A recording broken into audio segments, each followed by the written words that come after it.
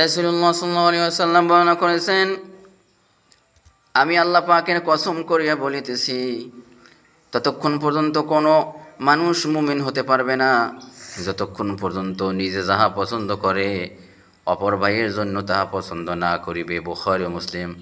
প্রিয় ভাইয়েরা, আমাদেরকে লক্ষ্য রাখতে হবে, আমাকে যদি কোনো মানুষ ভালোবাসে, ভালো বলে, আমি ভালো মনে করি, আর আমাকে যদি কোনো মানুষ খারাপ বলে তাহলে আমি তাকে ভালো বলি না। অতএব আমি এই জিনিসটা ভালোবাসি, আমাকে সকল মানুষ ভালো বলুক, আমি ভালো থাকি। অতএব আমরা অপর ভাইয়ের খারাপ চাই, অপর ভাইয়ের ভালো চাই না। আল্লাহর রাসূলকে যদি আমরা বিশ্বাস করে থাকি, কিয়ামতে, হাসরে, পরকালে, মিজানে যদি আল্লাহর রাসূলকে নিয়ে আমরা আশাবাদী হই, কোরআনকে সত্য মনে করি, তাহলে নিজে যাহা ভালোবাসি অপর ভাইয়ের জন্য সেইটা ভালো মনে করতে হবে, এছাড়া আমাদের উপায় নেই।